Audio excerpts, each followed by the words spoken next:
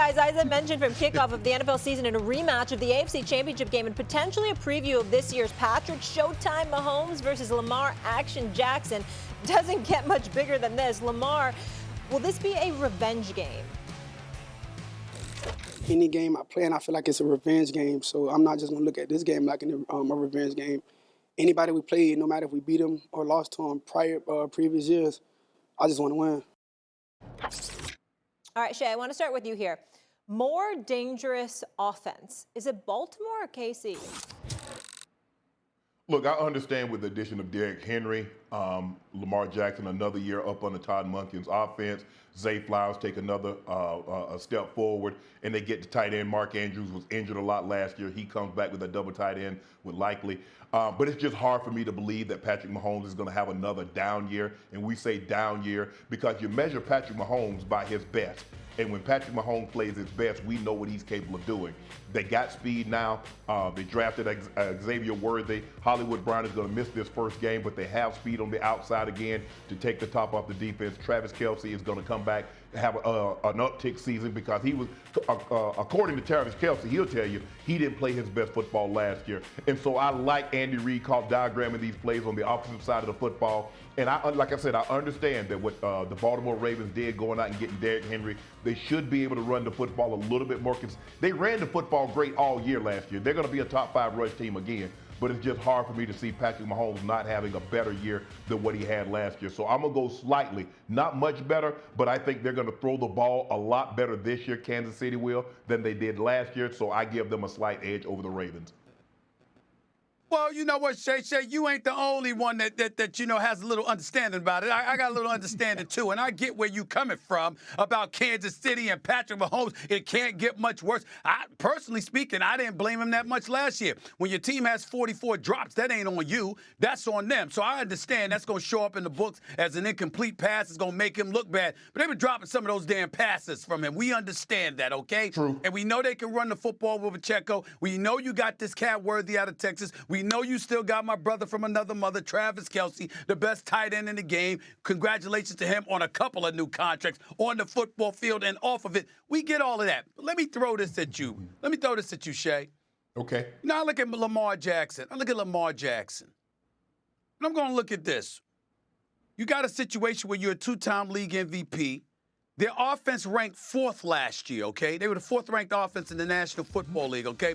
And Lamar Jackson, en route to capturing the 2nd MVP, is the first quarterback to win an MVP without a 1,000-yard rusher and without a 1,000-yard receiver since Brett Favre in 1996. The last 22 MVP quarterbacks had at least one of those dudes. He didn't have that. So now who do you get in the offseason?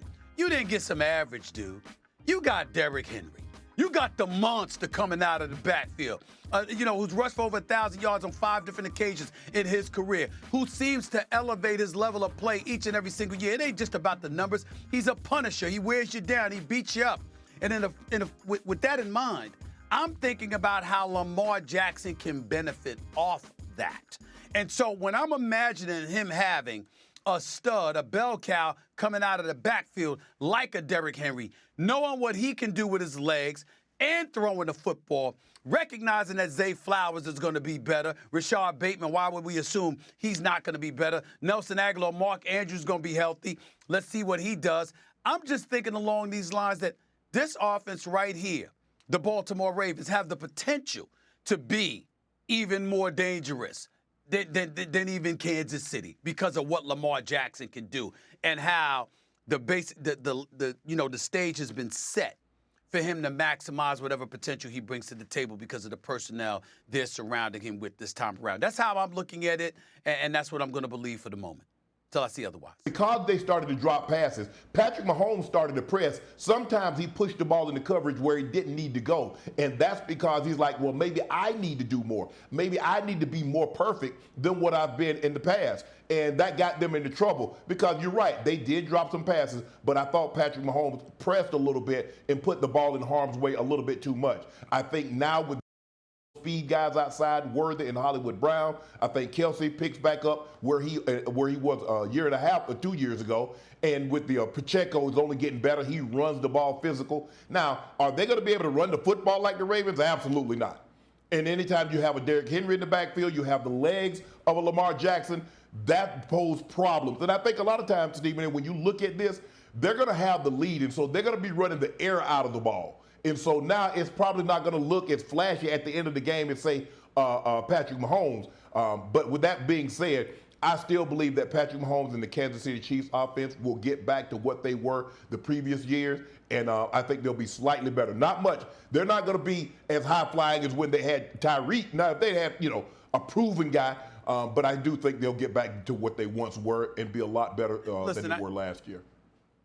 Ain't nobody can fault you for believing in Patrick Mahomes. We all do. I mean, that's like saying the sky's blue. This brother's legit. He's the real deal. He's Mr. Reliable. But the flip side to it is that the Ravens are nothing to sneeze at. They were the #1 rushing attack last year. They gave up the least amount of points on defense. Now you've acquired Derrick Henry, and Lamar Jackson's got something to prove. Think about this for a second here. The brother went on in front of the cameras and talked about it potentially being a revenge game. Talk about feeling the effects of that AFC Championship game loss. Understanding that at this point in time in his career, it's not like he's one of those dudes that's trying to shove aside what is the big elephant in the room. He knows that Patrick Mahomes is standing in his way. The ultimate glory that he is after, the biggest roadblock is right in that conference, somebody he's going up against Thursday night, who basically knocked him out, who did knock him out of the playoffs last year. Prevented him from going to the Super Bowl. Could you have imagined Lamar Jackson in the Super Bowl? Could you imagine that stage with this showstopper that this brother is, the kind of show he would have put on? But Patrick Mahomes stopped. S.A., real quick before we roll, and then I want to hear from you too, Shannon. Who are you taking to win this one? Son, you're talking about Thursday night? Yeah, yeah. Are you going with the Chiefs? What do you think? Stephen A.? I'm going to go with the Ravens. It's a road game. It's a tough one. I usually would go to the home team, the reigning defending Super Bowl champions. They're the home team. But I could see the Ravens going into hostile territory and pulling out this game, especially if they run the football effectively. All right, I'm with it. The upset. Shay, where are you? I'm gonna take Kansas City, a close ball game. I say Buckner kicks a 50-yard field goal in a tie ball game, and they win by 3. Oh, I like that. Down to the wire. Well, quite the prediction. Miami, where Tua isn't the only one acquiring security this summer. The Dolphins have agreed to a 3-year extension with Mike McDaniel, sources telling our Jeff Darlington.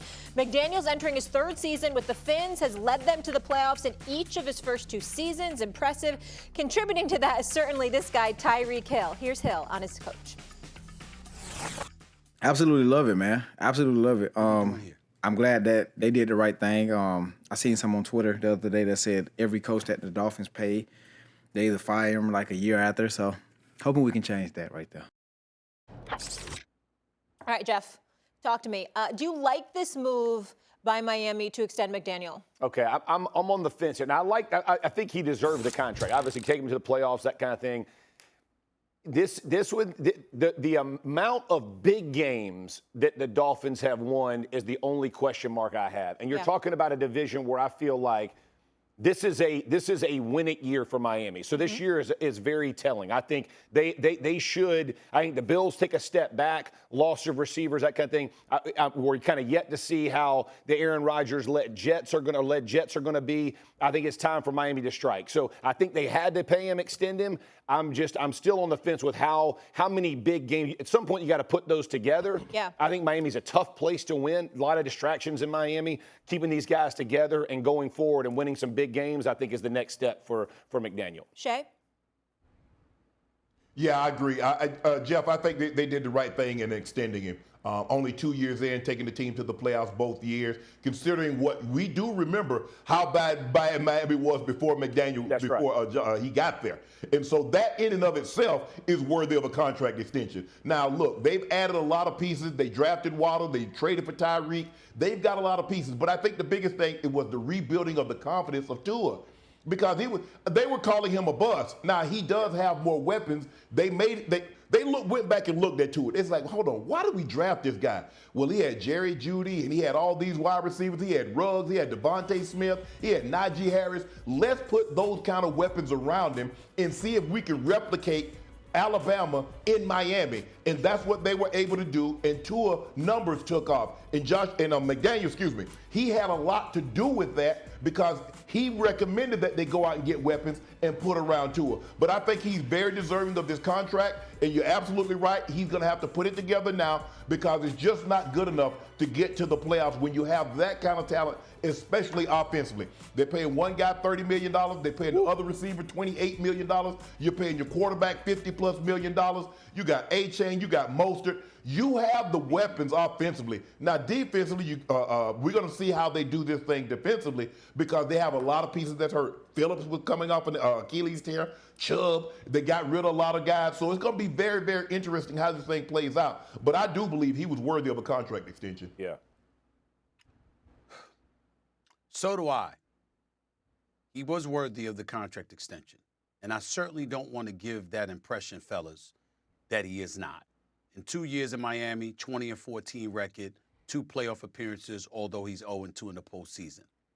But what I would respectfully ask to both of you champions, both of you guys that played in the National Football League, because I damn sure didn't, I would ask you rhetorically, while looking at you, do I have a right to be a little bit salty about the whole process? Like, for example, yeah, I understand you got to have a relationship with your quarterback, but don't y'all notice that some of these people be getting these jobs because of their relationship with the quarterbacks? You know what I'm saying? More so than the results. It really kind of rubs me the wrong way. It's like I'm looking at Tua, for example. You get a 4-year extension. This extension of Mike McDaniel lines up with Tua's contract. So they're both reaching their expiration date at the same time. You understand what I'm saying? So it's this marriage made in heaven and all of this other stuff, right?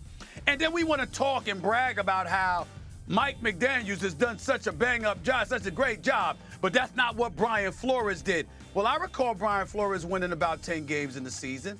I recall Brian Flores having Ryan Fitzpatrick. Now, what he said, according to Tua, is inexcusable, egregious. It was beyond the pale. It crossed the line. And nobody's here to defend Brian Flores' behavior towards Tua Tagovailoa if those things were true. But the other side to this, guys, is this. Brian Flores didn't have Tyreek Hill. Brian Flores didn't have Jalen Waddle. I mean, we're talking like Brian Flores goes out the building, Mike McDaniels comes in the building, same identical scenario, but different results. That's not true. What would Brian Flores have done if he had Tyreek Hill and Jalen Waddle? What would he have done if he had those brothers? I'm just asking. Because, see, those are the kind of questions to me that are relevant. Because when we talk about Mike McDaniels, again, he deserves his contract extension, Shay. Just Saturday, he deserves it. I'm not trying to imply that he doesn't. But when we talk about him, like it's such an incredible upgrade from Brian Flores, I don't think we're taking into account what Brian Flores didn't have. And last but not least, guys, I'm going to remind you, Tua Tagovailoa, outdoor stadiums. When temperature is 70 degrees or warmer, Tua is 23. I mean, they're talking about 23-4 record, Tua Dolphins career in outdoor stadiums. All right? Below 70 degrees, they 6-16. Come on, y'all. Yeah, but Stephen, here's the thing. I'm going to be the teacher's pet if it'll get me an A.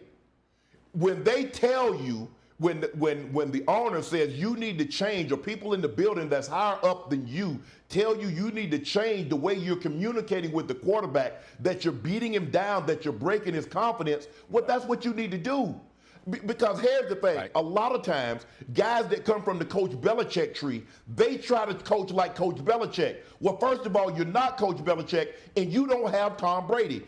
Tom Brady allowed Coach Belichick to belittle him a lot of time until Tom got tired of it. And so everybody, all the other coaches that leave, feel they can beat their quarterback up like that. He was breaking his confidence. So I'm not so sure, even if he had got those pieces, Stephen A., if you continue to beat up Tua and you continue to break his confidence, I don't believe he could have gotten what Mike McDaniel got out of Tua because of the way he was coaching Tua. Yeah, I would agree with you here, Shay. Is that the development that you see from Tua, coupled with McDaniel, and what you've seen in San Francisco, even with Shanahan, and that's kind of the tree that McDaniel is coming from, is how you can take a quarterback that may not be the most sought-after style quarterback, but still do good things with him and win games with him. And that's what McDaniel has shown in Miami. We don't got to restart, right? I think that's ownership's fear in all things is, man, we got to throw everything out, start again.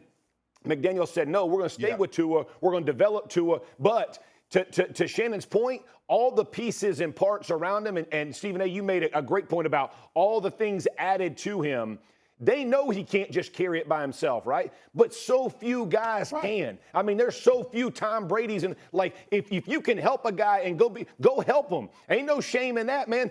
Surround him with the best talent you can get, and then allow him to develop as a player. I think that's what Miami's vision has been, and why they've had the success the past 2 years. Well.